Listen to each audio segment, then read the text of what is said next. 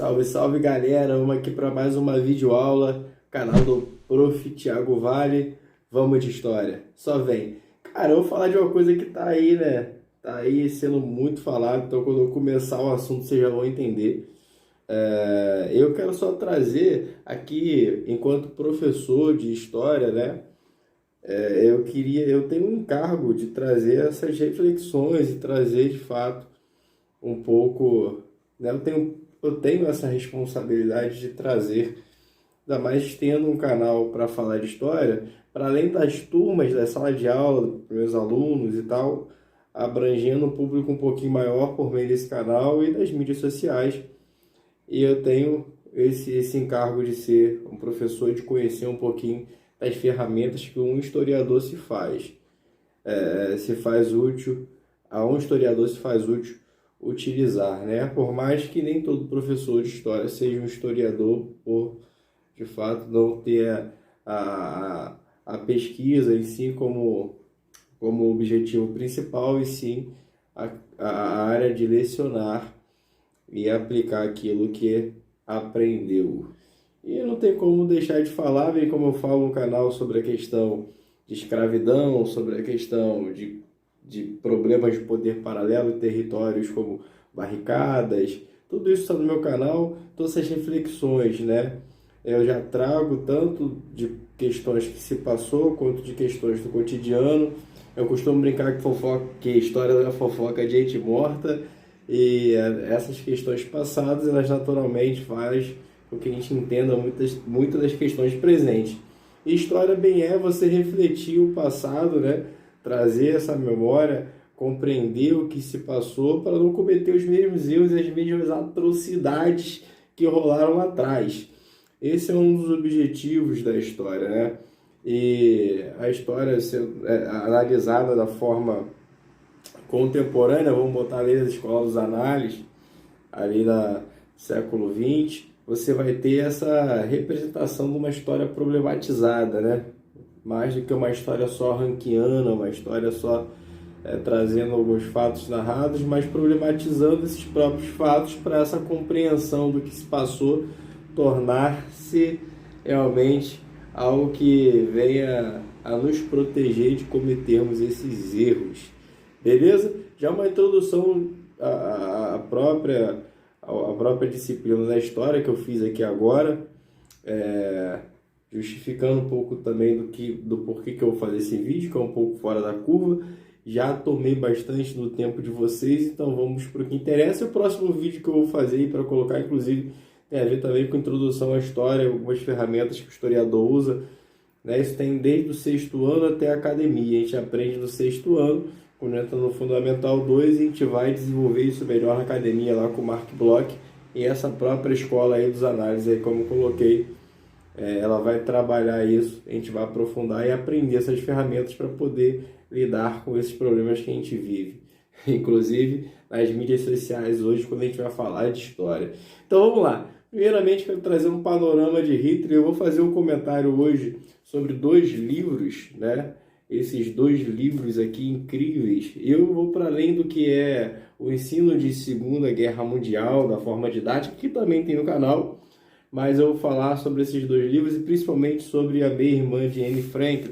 Acredito que vocês conheçam muito já bem a Anne Frank.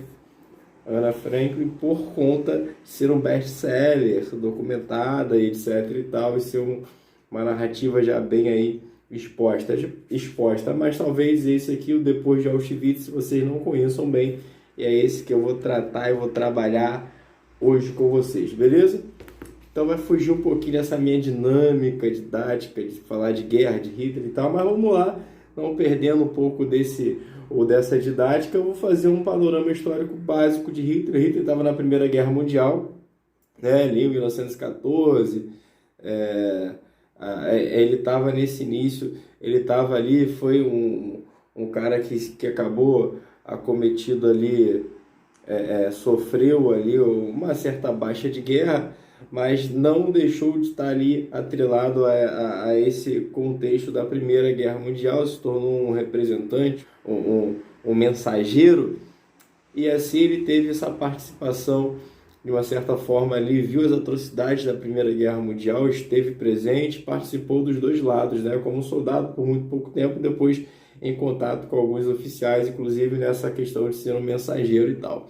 Mas a vontade, a vocação que ele tinha em sua mente era de ser artista, e aí ele vai no Entre Guerras tentar essa vocação de uma família bem problemática, de um pai bem rígido, etc. Não é minha ideia que levantar a biografia de Hitler, e muito menos uma análise subjetiva de quem foi, de como foi essa criação, etc. Mas ele quis ser artista. E o livro da minha irmã Eva, Jane Franklin, que eu vou contar um pouco mais, mostra que inclusive ele passou na cidade dela, em Viena, na Austrália, para tentar a Academia de Belas Artes um pouquinho, por ironia do destino. E ele foi recusado nessa academia, e aí ele começa um levante que ele já trazia essa influência, ele já tinha algumas ideias, ele já tinha alguns pensamentos, ele começa a elaborar melhor, a formar melhor, né, formular melhor esses pensamentos, que vai ser desenvolvidos em sua totalidade ali, quando ele vai preso, depois de ter criado o próprio partido ali, que vai ser o Partido Nazista, que vai se tornar o Partido Nazista. Ele ser o fundador desse partido, tinha uma prerrogativa já dessas ideias maiores dele, mas aí ele vai preso e lá ele escreve Minha Luta em Kampf, e ali ele começa a elaborar inclusive essa ideia antissemita, ele já começa a analisar a estrutura da Alemanha, ele começa a ver na Alemanha um palco favorável para ele se levantar como esse líder, e aí ele começa a fazer esse arranjo monstruoso do que vai se tornar o seu governo. Beleza, quando se dá nesse entre-guerra, que é onde vai começar a história de Eva, o Hitler vai começar a se levantar, né, contra a estrutura dessa má resolução da Primeira Guerra. Então ele vai pegar um sentimento ferido alemão que foi tratado pela própria França, pelos que levaram vantagem na Primeira Guerra Mundial, bem como a França, que já tinha uma guerra também estabelecida antes, e criou-se essa rivalidade, tanto é que os tratados foi no Palácio de Versalhes e trouxe punições altíssimas para a Alemanha. Ele vai aproveitar esse sentimento, esse revanchismo, e vai começar a levantar ali, né, os ânimos de um povo que estava ali sofrendo todas essas retaliações. Ele vai arrumar um culpado esse que vai recair sobre principalmente os judeus, né? Um grupo étnico que vem dessa construção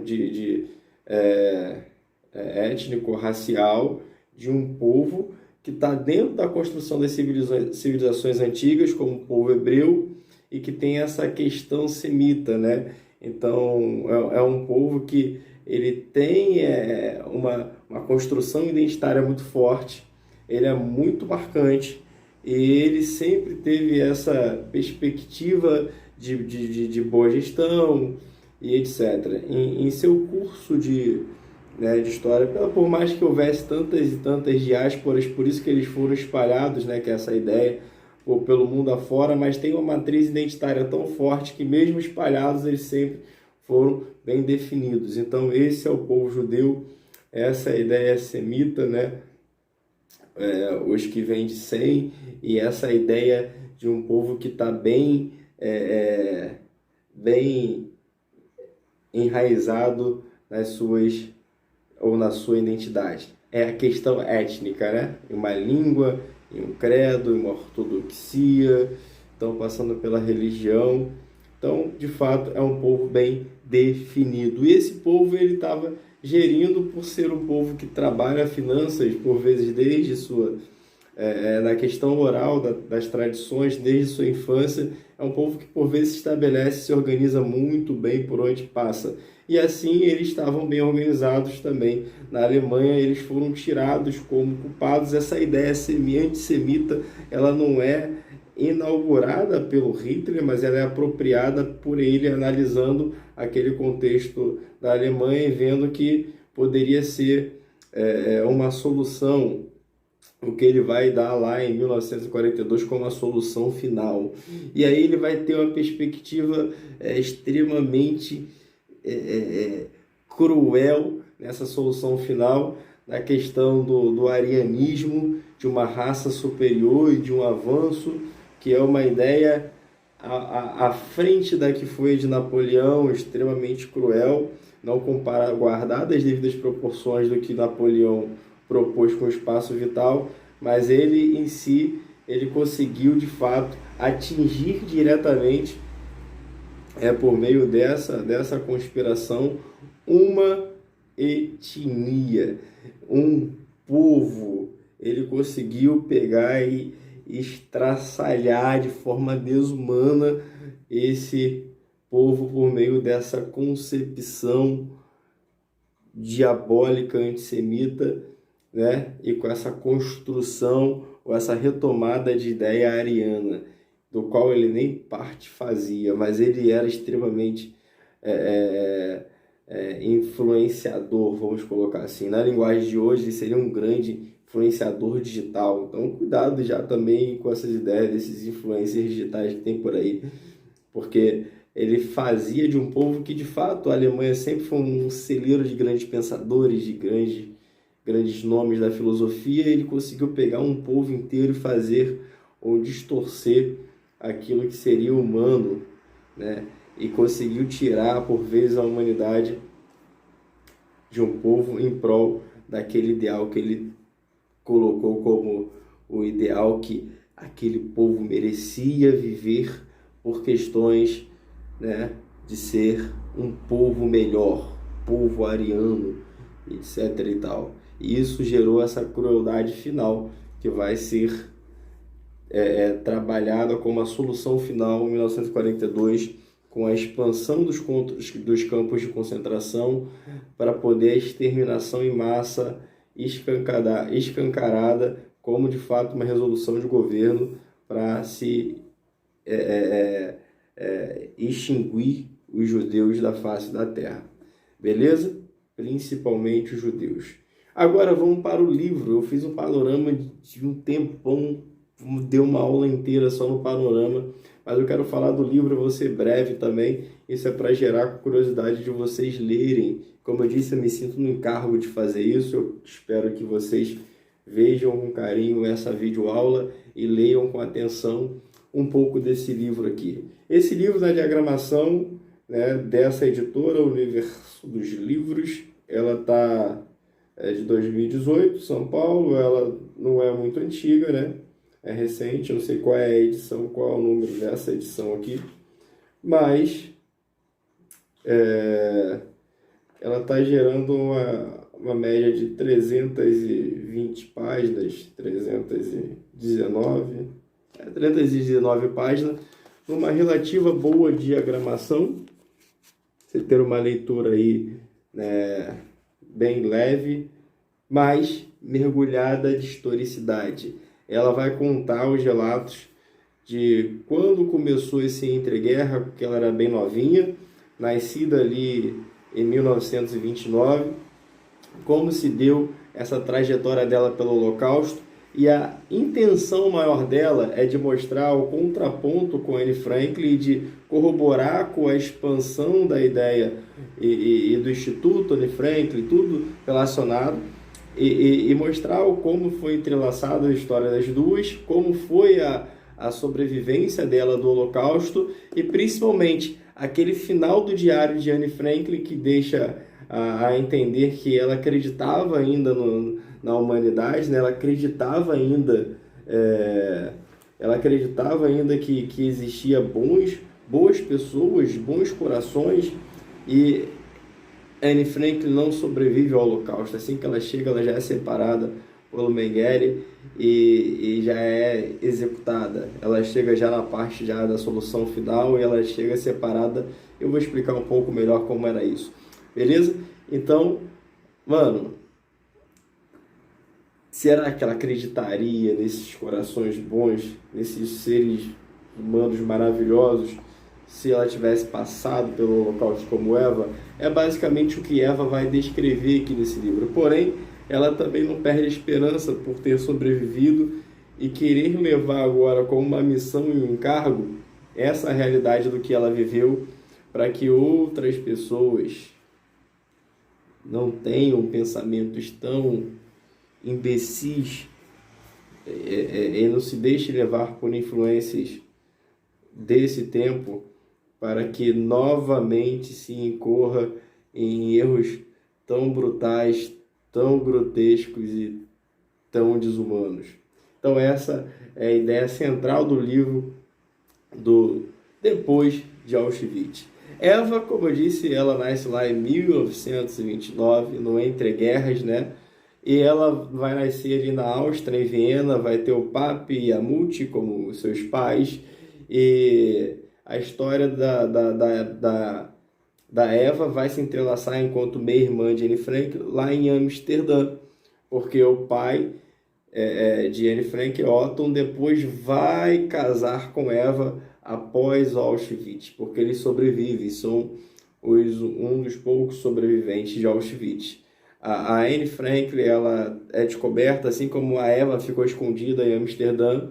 A Gestapo, que era a polícia, os pega e os entrega na mão dos SS, e eles são levados a campos de concentrações, são levados a Auschwitz, lá por volta de 1944, depois da solução final. Então já se chegava já na fila de entrada, separando quem servia para alguma coisa ou não servia. Quem dava isso era o médico dos terrores, o Mengele, e ele fazia essa seleção de cara. Um detalhe importante, quando eles chegam na Holanda, a Eva vai relatar que já havia uma segregação gigantesca, né? Saindo, porque já tinha se comprometido assim no início do período do comecinho da guerra ali, em 1939, vai se ter a Anschluss, né? Que vai ser essa ligação da Alemanha com a Áustria. Então já não vai ter essa possibilidade de se ficar, mas Amsterdã ou a Holanda, os Países Baixos, eram países neutros, então eles se abrigam lá por um tempo.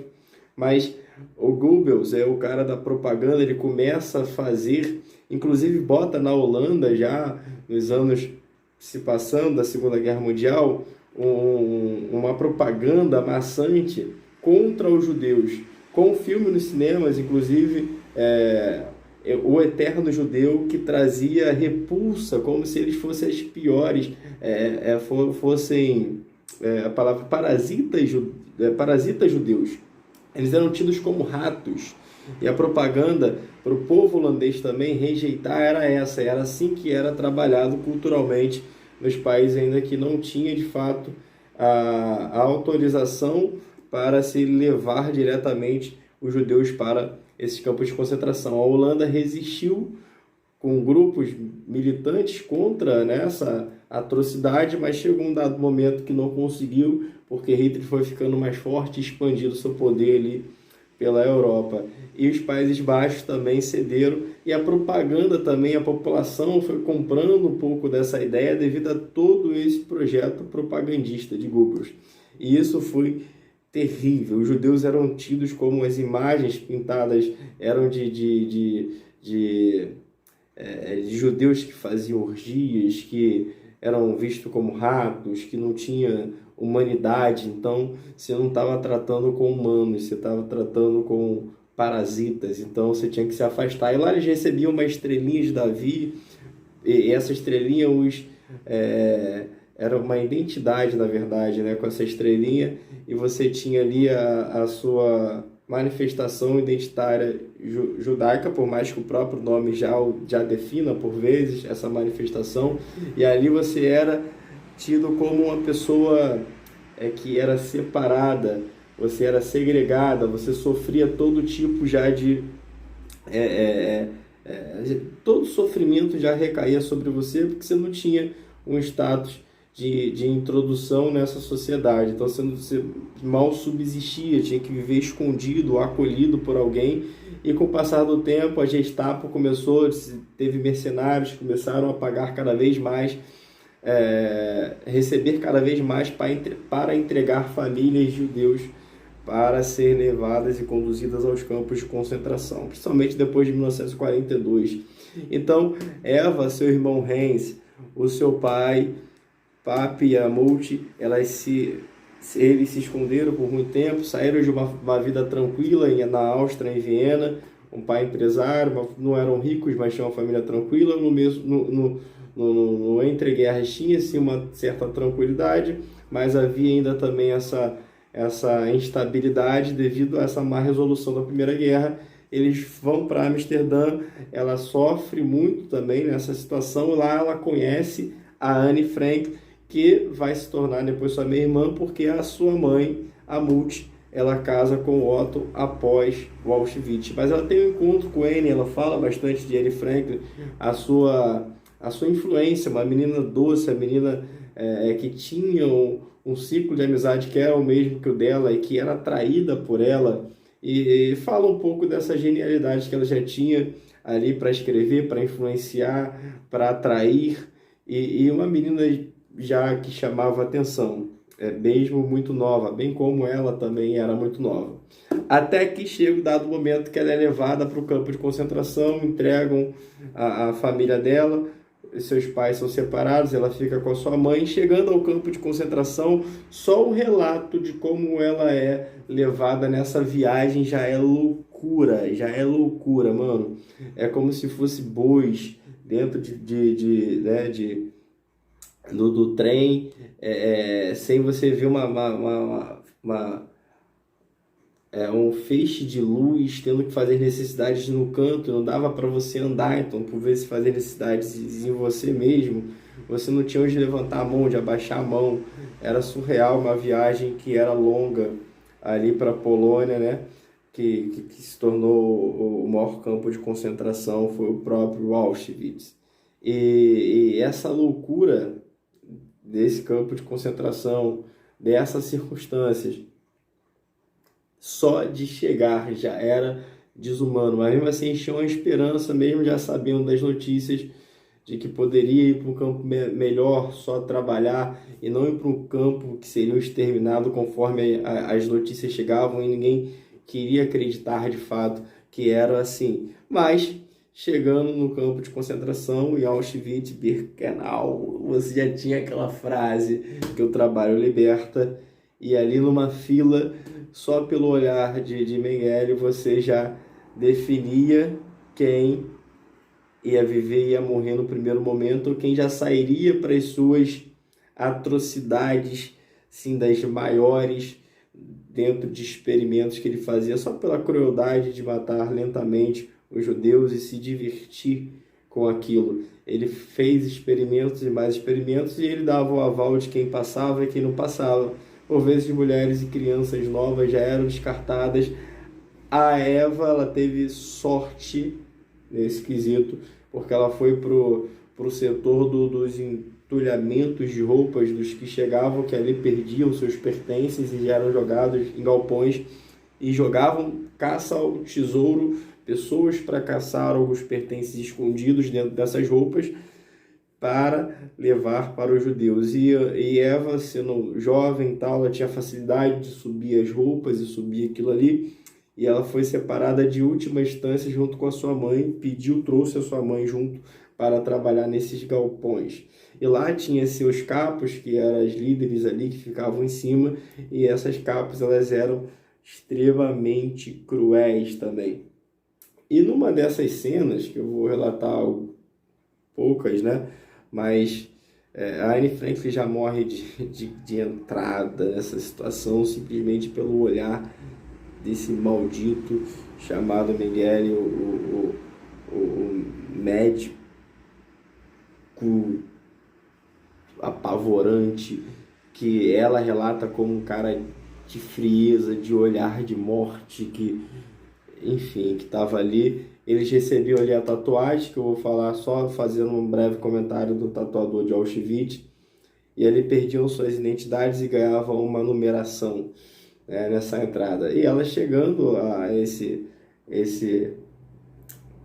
quarteirão das mulheres, ficando nesse alojamento, mal se tinha lugar para dormir, mal se tinha lugar, eram empilhadas, a alimentação era um caldo de batata, que não se tinha alimentação, isso uma vez por dia, quando se conseguia comer o próprio caldo, era algo absurdo. E você tinha, sendo mais nova, como ela era ali no seu alojamento, a obrigação de retirar ali as fezes de que todas as mulheres faziam, e ela levava. Aí, uma certa feita, ela recebeu um castigo e teve que ficar segurando no alto, né? Algo pesado, e eu não lembro se foi um banco, se foi o próprio balde de fezes, eu não me recordo agora bem, mas eu li esse livro há algum tempinho, mas ela segura por algum tempo, e como castigo por uma punição, por algo muito banal que ela tinha cometido, e aí nesse momento acaba, ela não consegue resistir, fica horas e horas e a mãe incentivando para ela não largar, e ela consegue resistir, porém ela deixa cair em um dado momento e recebe a punição, que é tomar um banho de fezes, um banho de toda a fezes daquelas mulheres daquele dia que estava no balde, que ela tinha que retirar, teve que jogar em cima dela e permanecer assim até aquilo secar e sair do seu corpo, porque não tinha banho, lembrando que os banhos eram as salas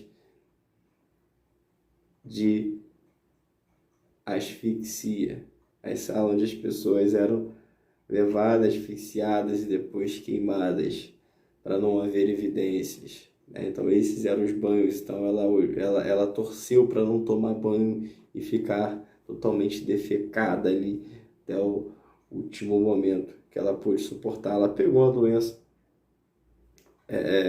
comum daquele contexto, ficou muito mal, com febre, e ali teve alguns anjos colocados, milagres que aconteceram com ela, para ela sobreviver junto à mãe, que ela conhece. A mãe conheceu uma enfermeira e conseguiu ajudá-la minimamente em alguns cuidados ali. Ela acredita que pegou essa doença por meio da contaminação da água, que ela bebeu uma água da bica desesperadamente por estar com muita sede, e ela foi extremamente massacrada emocionalmente, fisicamente, e ela não sabia do seu pai e do seu irmão. Isso a angustiava profundamente, não sabia se eles estavam mortos ou vivos, não tinha essa notícia. E a mãe também, ela sofreu graves punições por já ser de mais idade, só que foi acolhida por essa enfermeira. Os doentes eram já exterminados, ela conseguiu permanecer e conseguiu se recuperar devido a essa ajuda dessa enfermeira, que era uma amiga de antes de Auschwitz, que tinha alguma ajuda. Quando se chega no final, ela já entra já mais próximo ao final, ela permanece ali por um ano e pouquinho. O exército russo chega, invade, e ela está no hospital com a mãe, a enfermaria, e ela acha que tudo vai se acabar porque eles vão matar todo mundo, mas eles abandonam de forma brusca ali por conta da invasão russa, e ela consegue sobreviver com a sua mãe após esse massacre que ela sofre ali em Auschwitz. Ela via pessoas morrendo todos os dias, ela não podia sair do seu alojamento, que sempre tinha uma bateria de extermínio, que as pessoas já caíam em suas próprias covas. Ela sentia o cheiro do incineramento das pessoas, ela sabia, ela não sabia, melhor dizendo, se ela teria um amanhã, e ela viveu nessa tensão, e ela nunca conseguiu trabalhar bem esse efeito de Auschwitz, mas ela conseguiu trabalhar esse encargo de levar essa memória para que isso não retomasse. Inclusive, ela vai falar que conhece alguém após Auschwitz, casa com essa pessoa, mas mesmo assim ela ainda é assombrada por várias questões que ela vive em Auschwitz. Então, o casamento dela, toda a vida dela, imagino que os filhos delas, netos, etc., a continuação dessa família inteira, ela ainda mais porque essa memória é muito viva, e ela é feita para poder trazer de fato essa consciência e demonstrar o quanto que quanto que foi cruel, o quanto que é imbecil pensar nisso. Mas, enfim, Tem outro caso interessantíssimo no livro, fora esse relato que após que ela sai, que mostra a vida dela sendo reconstruída, a mãe de um lado com o Otto, e o Otto fazendo de tudo para levar o diário que foi guardado de Anne Frank, bem como a Eva faz de tudo para poder expor as obras de artes que o irmão dela guardou na casa que eles ficaram lá, que foram abrigados em Amsterdã. E o irmão, ela descobre que o irmão e o pai morrem. Assim se acredita, chega uma carta da Cruz Vermelha avisando, mas os corpos não se chegavam, né? Porque por vezes eram incinerados e eles queriam apagar qualquer tipo de arquivo que os condenasse, mas não teve como não deixar inúmeras provas das atrocidades que eles fizeram, enfim.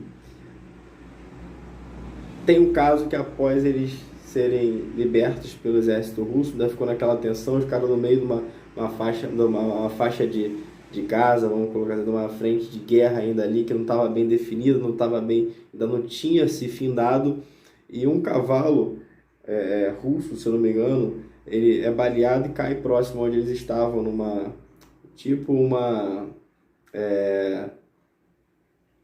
um pontozinho de guarda que foi abandonado pelos nazistas, e ela, desesperadamente, sem comer há muito tempo uma proteína e tal, elas pegam a carne desse cavalo e comem.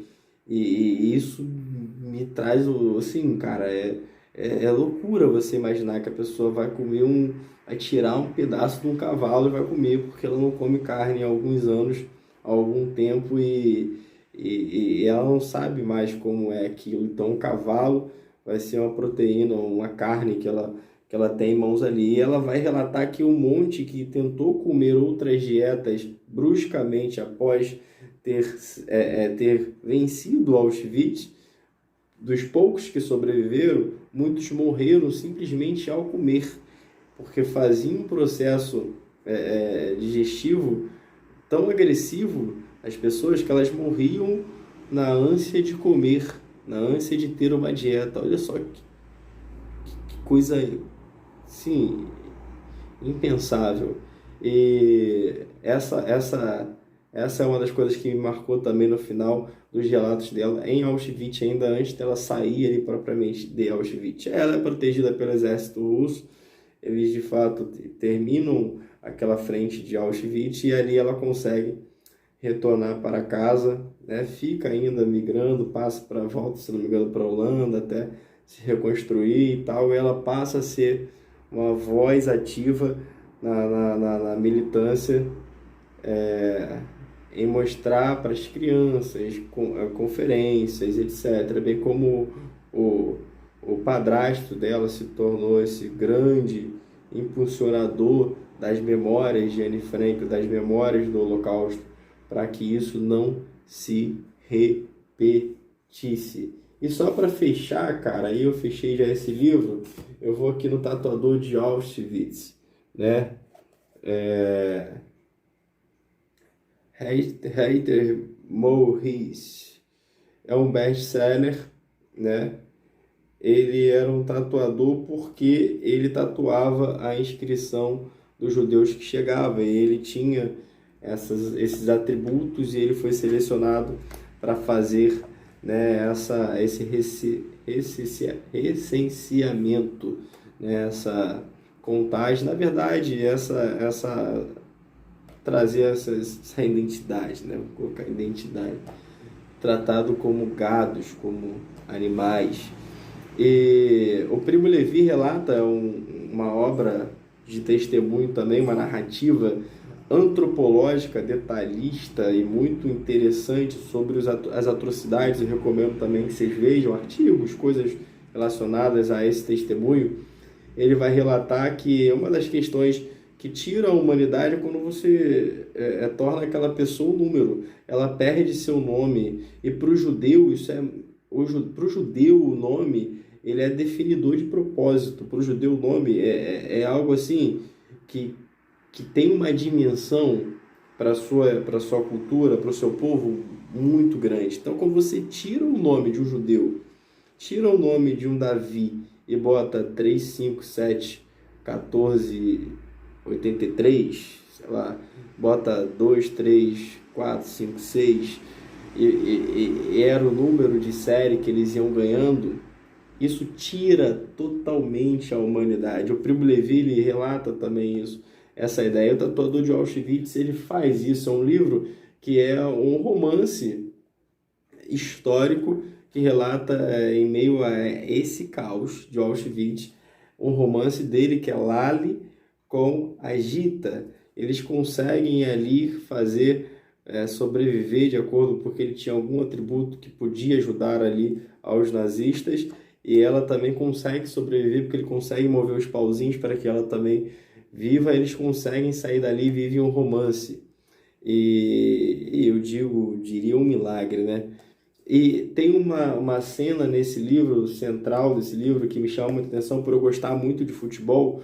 Eu vou tentar até ler uma passagem dele aqui com vocês, só para vocês entenderem. Porque o tatuador, ele passa a ser um cara que tinha uma certa relação com alguns capos, alguns caras da SS.